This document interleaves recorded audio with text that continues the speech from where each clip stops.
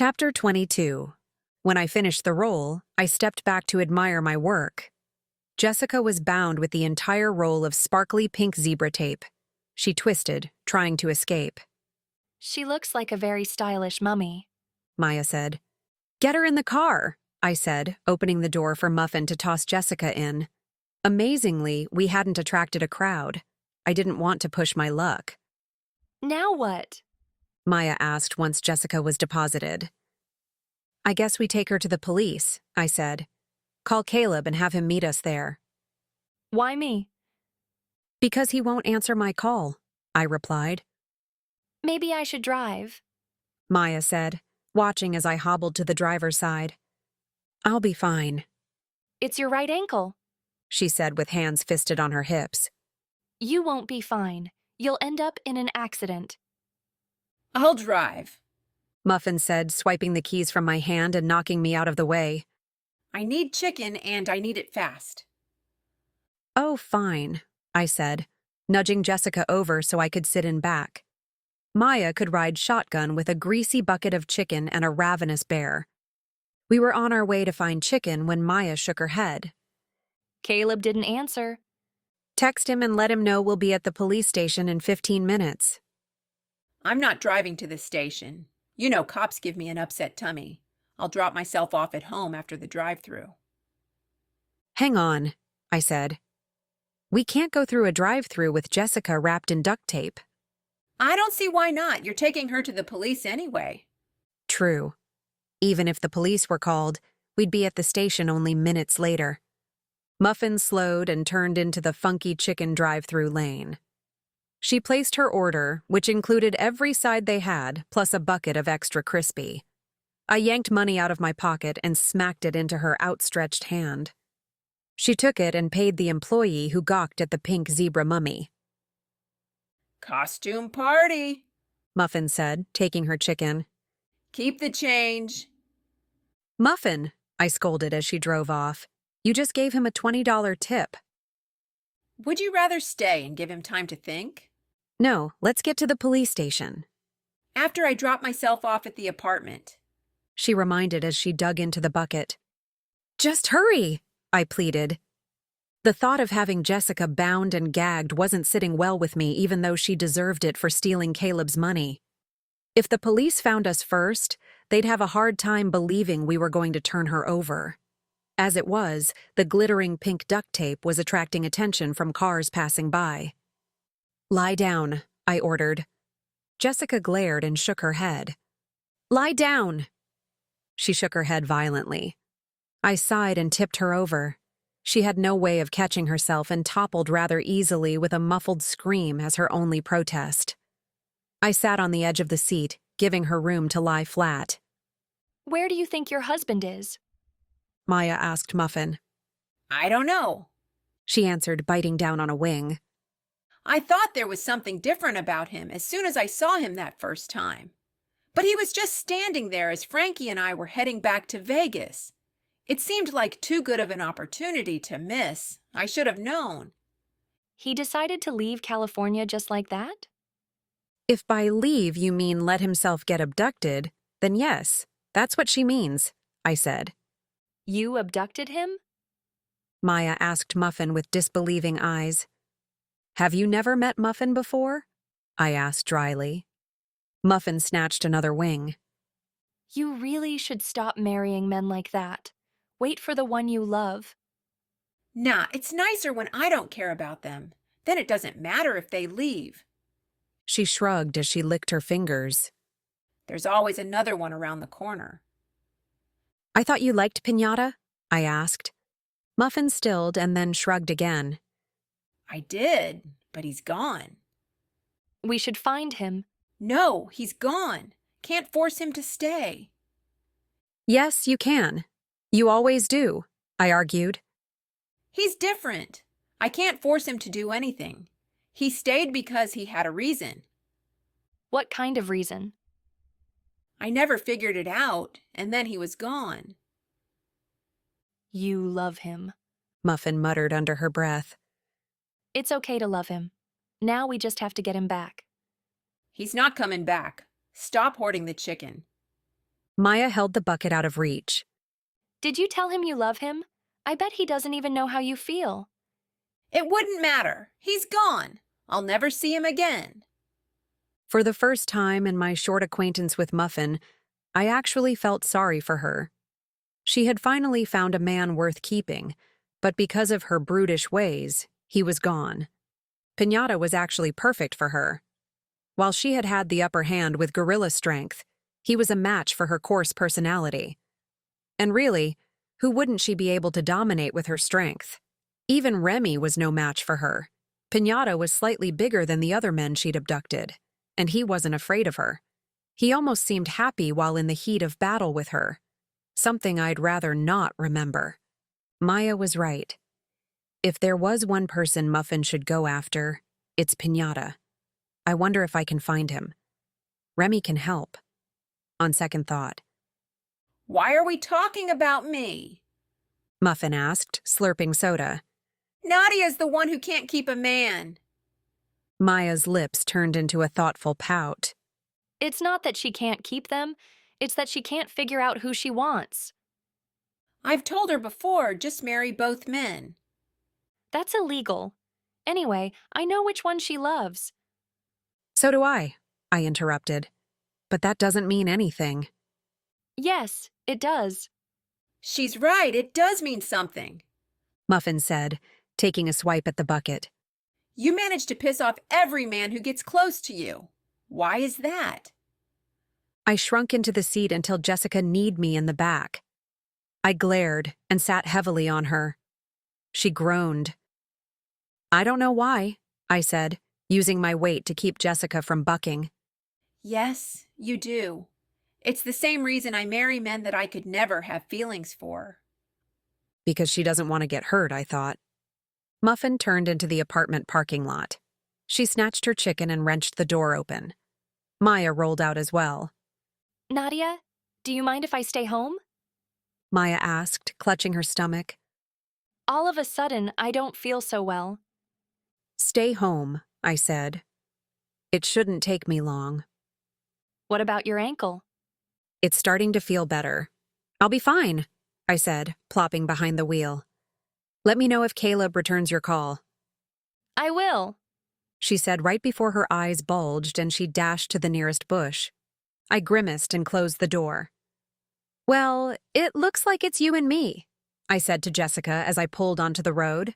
I still can't believe you stole Caleb's money.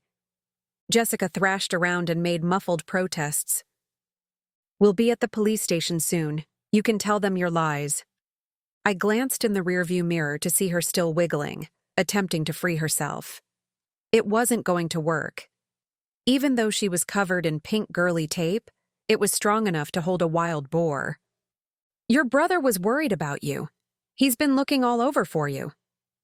She stopped and blinked. Where's Caleb's money? I asked. I thought you might have transferred it to an offshore account. I still can't believe you stole it. Caleb's a great guy.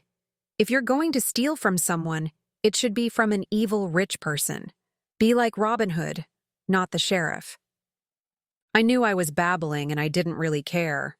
I was a little nervous bringing her in by myself. My car clunked and sputtered. The check engine light blinked on. I pulled to the side of the road and turned off the car. Of all the times to have car problems, it would be while hauling a pink, money-stealing mummy. I pulled out my phone and stared at it. Who isn't mad at me right now and would be willing to help? I scrolled through the contacts. Frankie. He could be mad that I told Mark, but I think we're even after his episode on stage. What do you want? He sniffled. My car broke down. Can you come and get me? I'm a little out of sorts. He said, sniffling again. Call Caleb or Grayson. I can't. They're mad at me. He sniffled again. I'm sorry about that. Mark had me so frazzled. Everyone was yelling at each other and I snapped. I didn't mean to tell them. They were bound to find out anyway. What happened with Mark? Jessica thrashed and squealed in the back seat. I ignored her. I don't know. He said and blew his nose loudly. I held the phone away from my ear. We argued about the building, and then we argued about silly, ridiculous things. I still don't know why he was mad that I was buying his building. And people tell me I'm blind. Mark wanted to start a chapel with you, not have you take over his building. I'm sure he feels hurt that you'd rather have his building than him. That's not why I put an offer on the building. I was trying to help him. I doubt he sees it that way. Did you explain why you did it? No, he kept shouting at me. What are you going to do now? I asked. I have a contractor coming to look at my building in a few minutes. I meant about Mark. Nothing. I didn't say anything. He needed time to sort through his feelings. Heaven knows that I couldn't judge. As soon as things settled down, I planned to talk to Grayson and Caleb. I'm sure Frankie will talk to Mark when he's ready. If not, I'll come up with a plan for him too, one that even Maya would be proud of. It looks like the contractor is here. I should be home in an hour or so. Okay, I said. Call when you're done. I may still be stuck on the road. I will. Frankie said and then shrilled. Oh my God, you'll never guess who the contractor is. Who? Hang on a second, let me open the door. I waited and listened. Not like I had anything better to do, I thought dryly, shooting a glance at Jessica, who had given up on escaping. I heard a rustling sound in the phone and then a shriek. Frankie? I listened hard. There was a scuffle and another shriek. It was definitely Frankie's voice. Frankie? The line went dead. Crap. I started the car. It clunked and shook, sputtering in protest. I had no choice. I just hoped I'd make it to the chapel. I merged onto the road and hauled ass to the chapel. I should clarify. Hauling ass in a broken car was equivalent to moving 10 miles an hour with a hissing noise and billowing smoke. I quickly scrolled through my contacts. Remy. I coughed into the phone when he answered. I'm busy, Jet. I'll talk to you later. Get to the chapel. Cough. Emergency. Smoke was invading the car. I rolled down the window only to get another lungful of smoke from the outside. Damn it, Jet. What the hell is going on? Frankie's in trouble. Cough. Get to the chapel. I'm on my way, but I'm about 20 miles out. Where are you? A mile away, but my car is smoking. Don't tell me you're driving it. I won't. Damn it, Jet. Stop yelling. I'll call David. He may be closer. He's with me. Pull over and get out of the car before it explodes. Cough. It's white smoke, and I have Jessica. You found her? Yes, we have her in the back seat taped up like a mummy. Cough. Who's we? Maya and Muffin were with me, but then Muffin didn't want to go to the police station and Maya was throwing up. I was on my way to drop off Jessica when Frankie called. It sounded like someone attacked him. Cough. Don't go in. Call the cops and wait. Do you hear me? Don't you dare go in. Yes, Repeat what I said. he warned. Call the cops, I said. And? Cough. I'm losing signal. I heard a very loud curse right before I hung up. The temperature gauge in my car soared, and the car shook for the last time. I stumbled out of the car with smoke trailing behind me and opened the back door. Jessica, I'm going to unwrap your legs. We have to run about a quarter mile to get to the chapel. She twisted like a wild animal. Clearly, she wasn't going to make this easy. You can either come with me or I'll toss you in the trunk, I stated, giving no room for arguments. Not that she could. She stopped twisting and gave a curt nod. I quickly unwrapped her lower legs and knees but left the upper legs wrapped. She glared at me.